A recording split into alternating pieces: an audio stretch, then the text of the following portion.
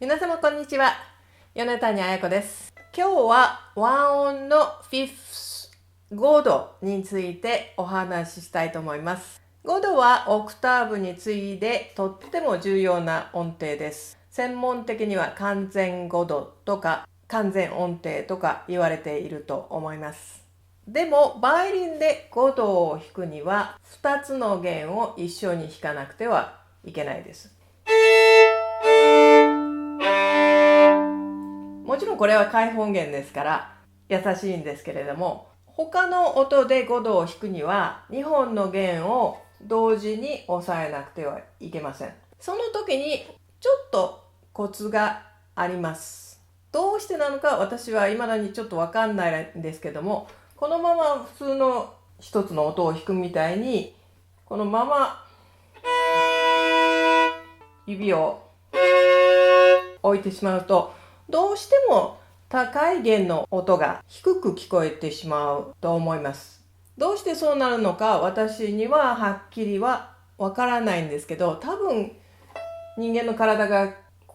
曲線で割とひねってっていうことないですけど、そうやってバイオリンを弾いてるわけですし、それと人間の錯覚がこのまま下ろした時にいつもと違う場所に行くんではないかと私は想像しています。では一緒にやってみましょう。ではいつものように左手をブラブラブラブラとリラックスさせて、このようにフォークを、私はいつもフォークのように見えるんでフォークをって言ってるんですけど、ブラブラフォークを作って構えてみましょう。それで5度を弾くんですけども、その普通にとどうしても上の音の方ですね、高い弦の音の方が低く聞こえるような気がします。5度は目立ちますし、上の音が低いとどうも間の抜けた音程になってしまいます。私自身のやり方と他の先生のやり方ともちょっと違うようなんですけど、私の場合は自分の感覚として少しいつも下ろすのから少し右に腕を引っ張るような感じで、あたかも上の音を高く弾くような感じで指を置いてちょうどです。ただこ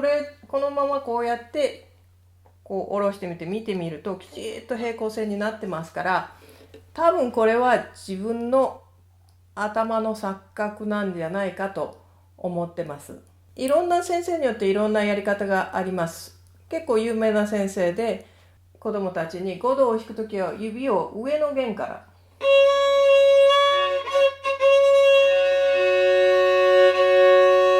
で教えていらっしゃる先生がいらっしゃいました。不思議なことに上の弦から5度を用意するとすごく音程が合いやすいです。見てみるとやっぱり手もこう置いてるのじゃなくて、やっぱり少しひねってるというか、こっち側が少し高く引っ張ってるような感じの押さえ方になっています。ただ私はこの上から取るというやり方は、どうしても和音というのは下から考える癖があるので、この上から取るっていうのはあんまり私には合わないので、この普通のように置いて少し引っ張るというか、5度が音程よく聞こえるまで上腕を自分で微調節します。ただこのやり方、この微調節をやる、こっちに引っ張るっていうことをやり方をやってしまうと、生徒さんによってはめちゃくちゃ上の音が高くなってしまう生徒さんとか、それからこれを置いといてこれを少し引っ張るんですけど、元の音まで上がっちゃって、ここの最初のところがしっかりしてなくて上がっちゃう生徒さんがいますので、そういう生徒さんには初めに言ったやり方で高い弦から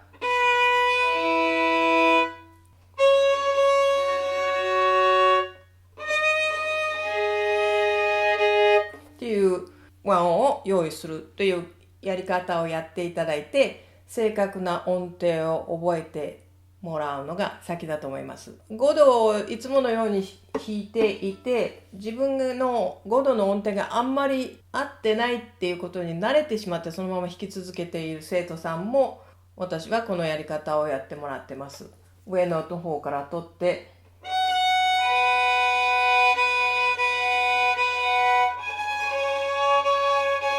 5度の音程そのものを覚えてもらうことから始めます。その後はその音が分かればそこに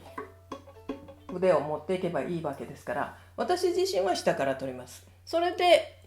一生懸命練習してもどうしても5度が弾けないっていう場合には、もしかしたら自分のせいでなくてバイオリンの調整がうまくいってないっていうこともあると思います。ものによってここのナットの感覚が少しおかしくなってて、ものすごく弦との間が空いてて、指が